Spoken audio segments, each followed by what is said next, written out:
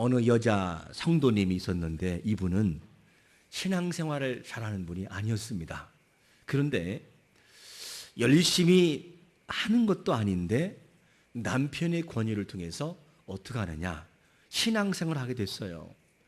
그러니까 남편의 의도는 힘들고 어려우니까 교회 가가지고 하나님을 의지하면 좋겠다 하는 마음을 가지고 이렇게 권유했습니다.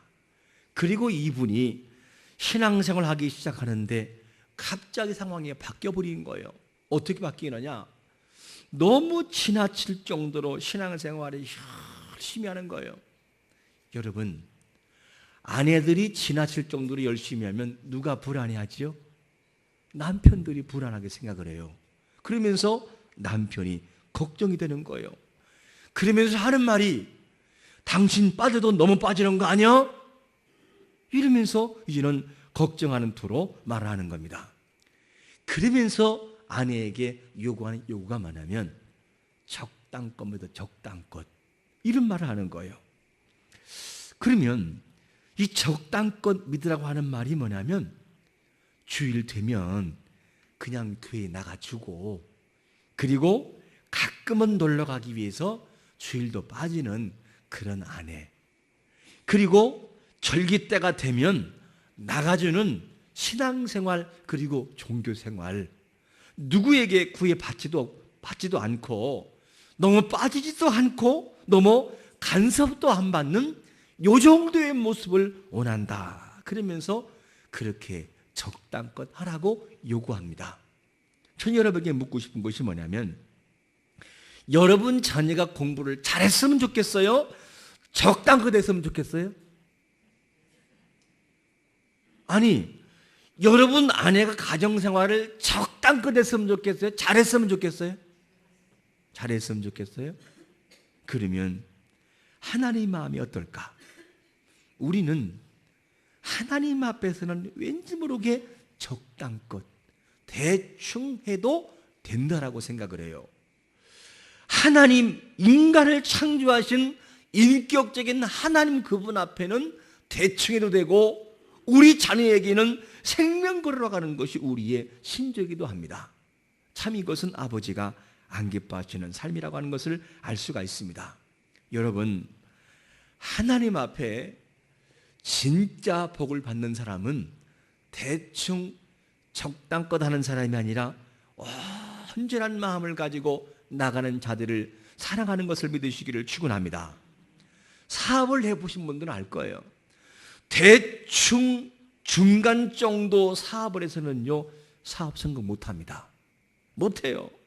그리고 다른 사람보다 뛰어나지 않으면 성공할 수 없어요. 안 됩니다. 우리가 보통 음식점에 가서도 밥을 먹을 때도 어떻게 합니까? 여기는 맛이 있을까 하고 딱 맛을 봅니다. 그러면 비슷하면 하는 말이 뭔지 알아요? 그 맛이구만. 이런 말을 해요. 그 맛이구만. 그런데 뭔가 기대를 걸고 뭔가 쇼킹하고 뭔가 다른 것이 나면 뭔가 달라. 여기는 뭔가가 있어. 그러면서 뭔가 다르다고 합니다. 신앙생활을 적당껏 해도 될까? 과연 신앙생활을 할 때 주님 앞에 중간만 가도 될까? 주님 우리에게 뭐라고 말씀합니까? 요한계시록 3장 15절에 보니까 한번 띄워주세요. 이렇게 말씀하고 있습니다. 시작. 내가 내 행위를 아노니 내가 차지도 아니하고 뜨겁지도 아니하도다. 내가 차든지 뜨겁든지 하기를 원한다는 거예요. 여러분, 신앙생활 하나님 앞에 할 때 정말로 뜨겁고 온전하게 행하는 자가 되시기를 축원합니다. 그래야 하나님이 기뻐하지요. 그뿐인가요? 또 있어요. 요한계시록 2장 10절에 보니까 하나님이 요구하신 것이 있는데 읽어봅니다. 시작. 너는 장차 받을 고난을 두려워하지 말라. 볼지어다 마귀가 장차 너희 가운데서 몇 사람을 옥에 던져 시험을 받게 하리니 너희가 10일 동안 환난을 받으리라. 내가 죽도록 충성하라. 그리하면 내 생명의 관을 내게 주리라. 충성과 생명의 관과 비례합니다. 여러분, 신앙생활은 대충 하는 것이 아니라 하나님 앞에 온전하게 드리는 자가 되시기를 축원합니다. 그렇게 될 때, 충성스러운 모습을 될 때 시편 122편 6절의 말씀처럼 뭘 가지고 오느냐? 온전한 마음을 가지고 행할 때에 울며 씨를 뿌리면 반드시 기쁨으로 그 곡식단을 가지고 돌아오는 역사가 있는 걸 믿으시기를 축원합니다. 본문 말씀하고 있잖아요. 그렇게 된다는 거예요. 그러므로 하나님 앞에 나가는 우리의 성도들의 마음은 대충이란 말을 하지 마세요. 온전하게 충성스럽게 믿음을 가지고 감당하는 것이 너무나 중요합니다. 그러면 주님 앞에서 우리가 해야 할 마음이 어떤 마음이냐면 신명기 6장 5절에 보니까 이렇게 말씀하셔요. 같이 읽어봅니다. 시작. 너는 마음을 다하고 뜻을 다하고 힘을 다하여 내 하나님 여호와를 사랑하라. 여러분, 하나님을 사랑하되 깊이 사랑하기를 축원합니다. 애인과의 사랑이 깊이 들어갈 때 결혼까지 가요. 사귀는 사람과 깊은 교제가 이루어지고 서로의 마음을 온전하게 줄 수 있을 때 그것이 아내가 되고 남편이 되는 것입니다. 어설프게 걸쳐 있으면 그 사람은 바람나는 거예요. 여러분, 우리가 하나님 앞에 나갈 때에 집중하지 못하면 아버지 앞에 영광을 돌릴 수가 없다는 것이죠. 그러면 이 말씀을 기억하면서 우리가 오늘 본문으로 들어가는데, 오늘 본문을 보면 이런 내용이 나와요. 주님의 재림에 대해서 말씀하시면서 뭘 말씀하고 있냐면 우리 자신들을 어떻게 세워야 되고 주님의 재림을 바라보면서 마지막 이 시대에 주님이 오시는 그 모습을 비유하는데 뭐라고 비유하느냐? 2절에 보니까 여기에 비유하고 있어요. 한번 2절 말씀 읽어보겠습니다. 시작. 주의 날이 밤에 도둑같이 이를 줄을 너희 자신이 자세히 알기 때문이라. 아니, 왜 주의 재림을 얘기하면서 누구를 비유하냐면 주의 날이 밤에 뭐같이요? 도둑같이 온다는 거. 도둑같이. 그러면 왜 주님의 오심이 도둑같이라는 표현을 하고 있을까? 그러면 도둑은 이야기하고 와요? 이야기 안 하고 와요? 이야기하고 오면 도둑이 아니고 손님이에요. 손님. 그런데 도둑은 아무런 이야기도 하지 않고 주인이 잘쯤 될 때에 방심할 때 찾아오는 것이 도둑입니다. 이게 도둑이에요. 그런데 주님의 오심이 마치 그렇게 임한다는 거예요. 만약에 예수님께서 오신 그 오심을 몇 천년 전에 언제 몇 시에 온다라고 이야기를 했다면 세상에는요 질서가 있을 거예요. 신앙생활하는 분들요 때가 가까우면 가까울수록 대충 살지 않아요. 정확하게 살 거예요. 어떤 사람은 직장을 다 그만두고 오직 산에 들어가서 기도만 하는 사람도 있을 거예요. 어떤 사람은 그동안 하지 못한 거 왕창 하나님 앞에 헌신한 사람도 있을 거예요. 뭐가 되면 그날이 언제인 걸 분명히 알기 때문에. 그런데 주님께서는 우리에게 그날을 알려주었습니까? 묵고하고 있습니까? 다 묶어놓고 있어요. 하나님은 우리에게 그날을 말씀하는 것이 아니라 그 시와 때에 있어서 완전히 묶어놓고 있어요. 그리고 아무도 모르게 그렇게 만들어 놓고 있습니다. 그러면 여러분, 아는 것과 모르는 것과의 차이가 뭔 줄 아십니까? 만약에 우리 자신들이 중병에 걸렸다고 하는 것을 모르면 어떻게 될까? 만약에 우리가 암이라고 하는 병에 걸렸는데 암이라고 하는 것을 우리가 모르고 있어요. 그러면 그 사람은 대충 살겠습니까? 그냥 마음대로 자기 마음대로 살겠습니까? 이 사람은요 자기 마음대로 그냥 막 살아가요. 왜? 내일 죽을 줄도 모르고 암인 줄 모르고 막 살아가요. 왜? 모르기 때문에. 마찬가지로 우리도 주님이 오심이 그날이 언제인지를 모르기 때문에 아직 멀었지 뭐. 초대교회부터 지금까지 강조했으니까 아직 멀었어. 그리고 대충 살아가요. 이것이 뭐냐면 모르는 자들의 모습이라는 것을 알 수가 있습니다. 여러분, 주님의 오심은 우리가 알 수가 없어요. 그렇기 때문에 모르면 모를수록 우리가 뭐가 되느냐? 대충 살 확률이 굉장히 많아요. 여러분, 주님이 오심을 무엇으로 알 수 있느냐? 이 시대의 흐름과 이 종말의 시대의 흐름을 바라보고 여러분, 주님의 때가 가까운 것을 믿으시기를 축원합니다. 그래서 그날을 반드시 알아야 돼요. 믿음의 사람들이 깨어있지 않으면 그분의 오심에 대해서 예측할 수 없습니다. 언제 올지를 몰라요. 그러나 우리가 항상 그날을 모르기 때문에 내일 주님이 오신다라고 하는 이 자세가 아니면 깨어 있을 수가 없어요. 못 깨어 있습니다. 그렇기 때문에 마가복음 13장 33절에서 뭐라고 말씀하냐면 이렇게 말씀합니다. 읽어보겠습니다. 시작. 주의하라, 깨어 있으라. 그때가 언제인지 알지 못함이라. 그때가 언제인지 알지 못하기 때문에 항상 깨어 있어야 한다는 거예요. 그런데 깨어있지 못하고 다른 방향으로 흘러간 사람은 어떻게 되느냐? 언제인지 모르기 때문에 안 올 거야. 그리고 대충 살아가요. 그런 사람들에게는 반드시 후회할 때가 와요.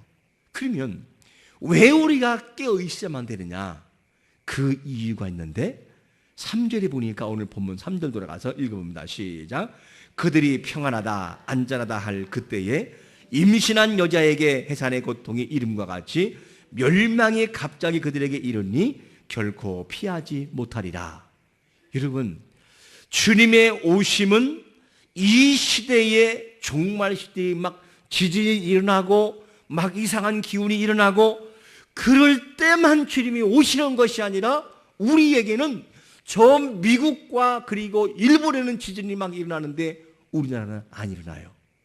그리고 참하고 사람들이 대한민국이 살기가 최고 좋은 나라라고 해서 대한민국으로 옵니다. 그럴 때에도 주님이 오신다는 거예요. 그럴 때에도. 그렇기 때문에 그들이 평안하다 안전하다 한 그때에 예측하지 못한 그때 주님이 오신다는 거예요. 그래서 사람들이 차라리 저 북한처럼 막 지금도 사람을 죽이고 예수 믿다가 발각이 되면 총살을 시키고 공개 처형을 하면 이 사람들이요 더 막 깨어 있어요. 막. 그런데 평안하고 평안하면 뭐가 되느냐? 사람들이 하나님을 찾질 않아요. 하나님을 찾지 않고 하나님이 없는 것처럼 그냥 그렇게 살아갑니다. 그래서 언제 올지 모르기 때문에 대충 살아가는 사람이 있을 확률이 너무나 많다는 거죠. 여러분, 아무리 평안이 찾아와도 내일 주님이 오신다라고 하는 기본적인 자세를 가지고 주님 앞에 충성하기를 축원합니다. 이 마음이 너무나 필요한 거예요. 그러면 신혼여행을 출발하는 새 신랑과 신부가 깨어 있겠습니까? 아니면 사형 선고를 받은 죽음을 앞둔 자가 깨어 있겠습니까? 누가 더 깨어 있을까요? 새 신랑하고 신부는 서로가 즐겁게 하고 자기야 여보야 하면서 거기에 빠져가지고 주님이 오시면 안 돼요. 오신다고 해도 잠깐만 기다려 달라고 신혼여행 갔다 와서 오시라고. 이게 새 신랑과 신부가 할 얘기입니다. 그런데 중요한 것이 뭐냐면 너무 행복하고 안전한 그때의 사람이든 내일 사형 선고를 오늘 받고 내일 죽음을 당할 사람이라 할지라도 주님은 똑같이 그들에게 오신다는 거예요.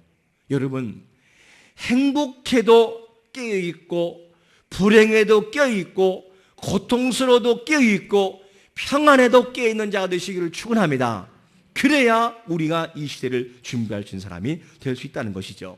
그런데 참 이렇게 보면 3절 중반절에 보니까 갑자기 그들에게 이르리니 갑자기 그들이 누굴까? 그러면 이렇게 예수님께서 갑자기 오긴 오는데 갑자기 올 때 최고 불행한 사람이 누구냐?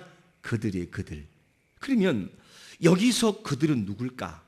4절에서 해답을 주고 있는데 이런 답을 주고 있어요. 4절 한번 같이 읽어보겠습니다. 시작. 형제들아 너희는 어둠에 있지 아니하며 그날이 도둑같이 너희에게 임하지 못하리니. 어둠에 있지 아니하며라고요. 어둠에 있지 아니하며. 그러면 어둠에 있지 않은 사람은 깨어있어 주님을 기다릴 수 있고, 어둠에 있는 자들은 하나님의 심판에 들어간다는 거예요. 그들은 불행하다는 거예요. 그러니까 주님이 재림하실 때 가장 불행한 사람 누구냐면 어둠에 있는 자들. 그러면 어둠에 있는 자가 누굴까? 누가 어둠에 있는 자입니까? 어둠에 있는 자들은 누구냐면 바로 우리가 힌트를 찾는 것이 뭐냐면 고린도후서 4장 6절에 보니까 이런 사람을 어둠에 있는 사람이라는 거예요. 읽어보겠습니다. 시작. 어두운 데에 빛이 비치라 말씀하셨던 그 하나님께서 예수 그리스도의 얼굴에 있는 하나님의 영광을 아는 빛을 우리 마음에 비추셨느니라. 무슨 말이죠? 우리가 하나님을 모를 때 그분은 우리에게 빛을 비추려고 마음을 먹었어요. 그러니까 어둠이라고 하는 것은 뭐냐면 하나님을 모르고 살아가는 자들은 어디에 거하는 자들이냐? 어둠에 거하는 자들이에요. 그리고 또 누가 어둠에 거하는 자들이냐? 이런 사람도 어둠에 거하는 자들이에요. 로마서 13장 12절과 13절 읽어보겠습니다. 시작. 밤이 깊고 낮이 가까웠으니 그러므로 우리가 어둠의 일을 벗고 빛의 갑옷을 입자. 낮에와 같이 단정행하고 방탕하거나 술 차지 말며 음란하거나 호색하지 말며 다투거나 시기하지 말고. 하나님을 모르고 살아가는 인생도 어둠에 거하는 자들이지만 하나님이라고 하는 이름의 그분 앞에 속한 사람이지만 방탕과 술 취함과 어둠에 거하는 타락된 삶을 살아가는 자들에게도 어둠에 가는 자예요. 여러분, 주님이 오실 때 어둠에 거하는 자는 반드시 후회하게 돼요. 여러분, 우리가 어둠에 거하지 않고 빛에 거하는 삶을 살아가기를 축원합니다. 그러면 이 말씀을 가지고 15년도에 우리가 마지막 주일을 맞이하고 있다면 이 말씀을 기억하면서 우리는 하나님이 우리에게 맡기신 사명을 어떻게 감당했느냐라고 하는 주제를 한번 우리가 보겠습니다. 여러분, 우리는 14년도 12월 31일 날 성구 영신 예배 때 여기에서 결단했어요. 하나님, 정말 새롭게 살아보겠습니다. 내가 이렇게 살지 않겠습니다라고 다짐한 것이 벌써 몇십 년째예요. 우린 몇십 년 살았어요. 그리고 16년 1월 1일 되면 그때부터는 우리는 하나님의 일은 완전히 저버려버리고 내가 먹고 살기엔 문제만 생명 걸어버린 것이 우리의 모습이었어요. 우린 그렇게 살아왔고 또 앞으로 또 결단하고 또 살아갈 거예요. 여러분, 오늘 본문에서 주님 말씀합니다. 얘들아, 너희들이 밤이 깊고 낮에 가까웠으니 어둠에 좀 옷을 벗고 빛의 갑옷을 입어라 하면서 우리에게 강조하고 있어요. 근데 우리는 계속해서 어둠에 거하며 살아가요. 주님이 내일도 오실 수가 있는데 이렇게 오신다면 우리는 절대 안 된다고 그래요. 만약에 주님이 오늘 내가 내일 모레 온다 라고 하면 주님 안 돼요. 1년만 딱 기다려주세요. 제가 6개월만 돈 벌고 열심히 하고 자녀 가르친 다음에 주님 맞이하겠습니다.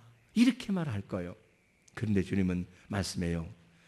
내가 너를 이 땅에 보낸 것은 6개월 이후에 돈 벌고 출세하고 네 자녀를 잘 가르친 것만이 아니라 내가 너를 이 땅에 보낸 것은 나의 사명을 감당하라고 보냈다라는 것을 잊지 말아라 라고 말씀하는 거예요. 그래서 하나님은 우리에게 주신 사명이 있습니다. 사명이 뭘까? 마태복음 25장 15절 말씀을 같이 읽어보겠습니다. 시작. 각각 그 재능대로 한 사람에게는 한 사람에게는 2달란트를, 한 사람에게는 1달란트를 주고 떠났더니, 여러분, 하나님이 우리에게 원하시는 것은 뭐냐면 각각이라고 하는 몫을 받아서 열심히 감당하기를 바라시는 하나님의 마음이 있음을 믿으시기를 축원합니다. 여러분들은 각각이라는 것을 말씀할 때 무엇을 받았습니까? 여러분들에게는 무엇을 임명받았고 무엇을 사명을 가지고 15년도에게 맡겨주었습니까? 그런데 그 일을 어떻게 감당했냐라고 하는 것은 너무나 중요한 것입니다. 여러분, 하나님은 우리에게 이 땅에 존재하도록 남겨두신 이유는 나를 위해 사는 것이 아니라 나의 삶을 통하여 하나님을 높이라고 우리를 남겨두신 것을 믿으시기를 축원합니다. 이게 정돈되지 않으면 우리는 16년도 새롭게 맞이하면서 또 대충 살 거예요. 적당껏 살 것입니다. 그리고 주님 오실 때에 완전한 부끄러움에 들어갈 거예요. 그것이 우리가 불보듯 뻔한 사실인 거예요. 여러분, 하나님이 우리에게 재능대로 각각 주었다면 그 각각의 재능을 무시하지 말고 우습게 생각하지 말고 믿음을 가지고 눈물로 하나님 앞에 감당하는 자가 되시기를 축원합니다. 어떤 분은 그렇게 말해요. 목사님, 그래도 제가 직분을 아마 들려가는 거예요. 그런 말 할까 봐. 이렇게 말을 합니다. 그러면 제가 묻겠습니다. 하나님이 우리를 이 땅에 보낸 것은 반드시 이유가 있거든요. 그러면 만약에 여러분들이 이렇게 물으면 이해가 쉬울 거예요. 이사 갈 때 필요 없는 짐은 버려요? 싸가지고 가요? 아니, 필요 없는 돌덩이 이사 갈 때 싸가요? 버려요? 싹 정리해 버려요. 쓰레기 봉투 큰 봉투에다가 해가지고 전부 다가 버려버려요. 만약에 하나님께서 여러분들을 16년도에 새롭게 시작하면서 필요 없는 사람이라고 한다면 하나님은요, 여러분들 영혼을 거두어 가셔요. 이 땅에 놀 이유가 전혀 없어요. 데려가십니다. 그러나 여러분들을 이 땅에 남겨놓았다고 한다면 할 일이 있기 때문에 남겨놓은 것을 믿으시기를 축원합니다. 뭔가 있기 때문에 남겨두신 거예요. 그러므로 사람도, 부족한 죄인인 사람도 이사갈 때 필요 없는 물건을 다 버린다고 한다면 전능하신 하나님이 지구라고 하는 이 모퉁이 속에서 필요 없는 걸 왜 두겠어요? 다 버려버리지. 그런데 거룩한 성도요, 하나님의 가치를 통해 십자가상에 돌아가 죽을 만큼의 소중한 우리 자녀가 이 땅에 존재하는 것은 각각이라는 사명이 있기 때문에 남겨놓은 것을 믿으시기를 축원합니다. 이것을 알고 살아가야 인생을 대충 살아가지 않고 확실하게 살아가는 거죠. 그러면 이 마음을 가지고 우리가 노력해 봐야 돼요. 울어보고 안 되면 하나님 한번 해보겠습니다. 그리고 주신 달란트 아버지라면 제가 한번 해보겠습니다 하고 울어보고 노력해보고 사명을 감당하는 것은 너무나 중요해요. 하나님의 마음이 어떤 마음인지 여러분 아십니까? 누가복음 13장 8절과 2절 이하를 보게 되면 이런 내용이 나와요. 어느 날 포도원에 그 가운데 뭐가 있느냐? 무화과나무를 심었어요, 주인이. 그래가지고 주인이 이제나 저제나 와가지고 보는 거예요. 무화과나무 열매가 있을까? 이렇게 보는데 없네. 다음에 또 와보니까 없네. 다음에 또 와보니까 없네. 이렇게 3년을 했어요, 주인이. 포도원에 무화과나무를 심어놓고, 그리고 이제는 도저히 주인이 봐가지고 안 되겠다. 이제는 더 이상은 열매를 기대할 수가 없겠구나. 그러면서 주인이 포도원지기에게 이렇게 명해요. 저 나무를 찍어서 버려라. 이렇게 말하니까 포도원지기가 뭐라 하는지 알아요? 이렇게 말씀하고 있어요. 한번 8절과 9절 읽어보겠습니다. 8절 9절 시작. 대답하이르되 주인이여 금년에도 그대로 두소서.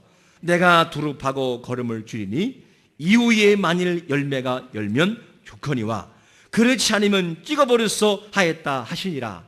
여러분, 이 마음이 누구의 마음일까?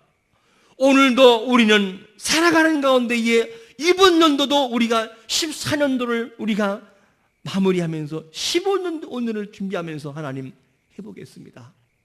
말은 거창하게 했는데 마지막 15년도 마지막 주일을 맞이하면서 우리의 마음을 뒤돌아보니까 전부 다 거짓말이었어요.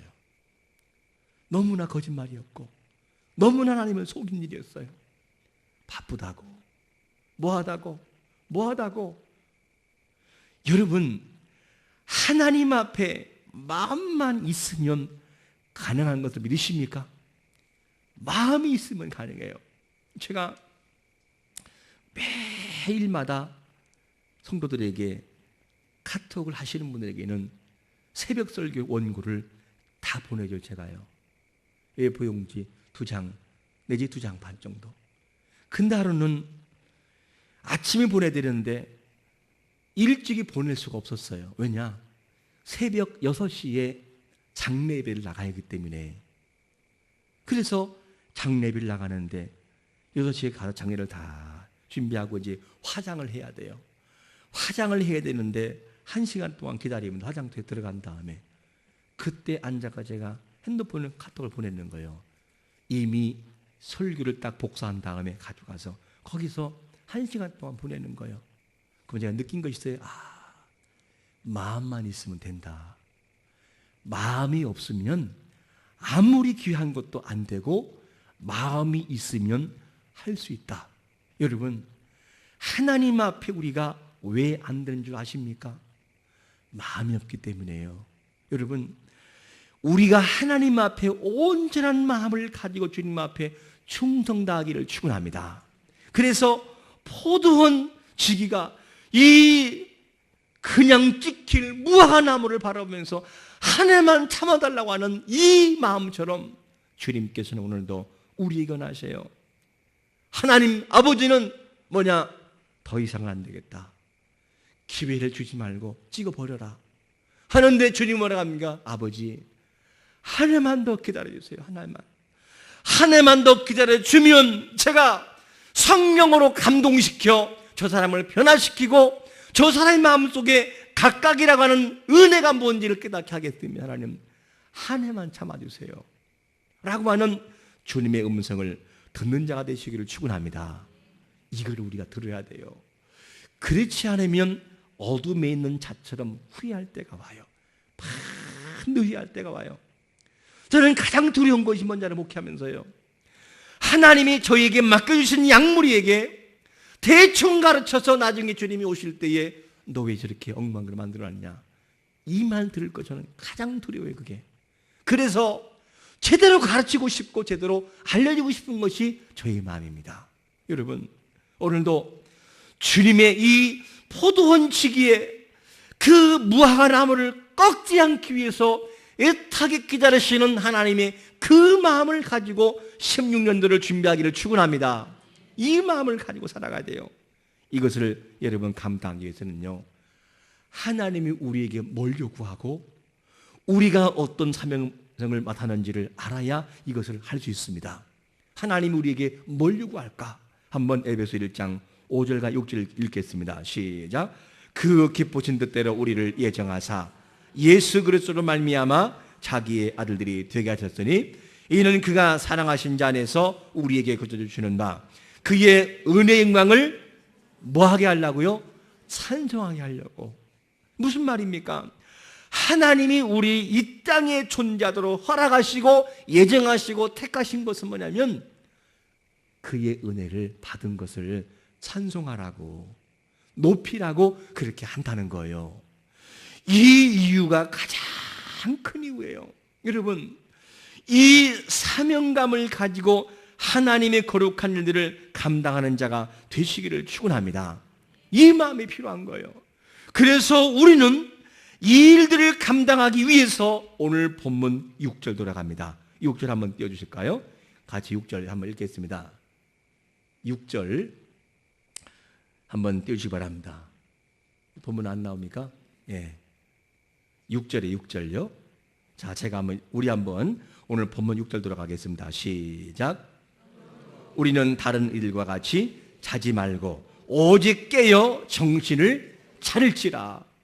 그러니까 하나님이 우리에게 원하시는 것이 뭐냐면, 얘들아, 내가 올 때가 가까웠다. 내가 이 땅에 올 때 부끄럽지 않도록, 어둠이 있지 않도록 준비해라. 만약에 네가 준비하지 않으면 반드시 네가 어려움을 당할 것이다. 그래서 깨어 정신을 차리라. 정신을. 이 정신 차리라고 하는 원문은 뭐냐면 주의해라. 그리고 엄하게 정성을 기울여라. 그리고 신중하라. 그런 뜻이 원문의 뜻이에요. 네가 정말로 정신을 차려서 이 시대를 바라보고 내가 너에게 맡긴 사명을 정말 정신을 차리고 주의하고 신중하게 생각하지 않으면 너는 반드시 후회한다. 이것을 우리에게 말씀해 주고 있습니다. 여러분, 오늘 본문에서 우리에게 말씀하시는 이 말씀, 그러므로 우리는 다른 일과 같이 자지 말고 깨어 있어라. 이 음성을 들으면서 이 남은 한 해 얼마 남지 않았어요. 일주일 남았습니다.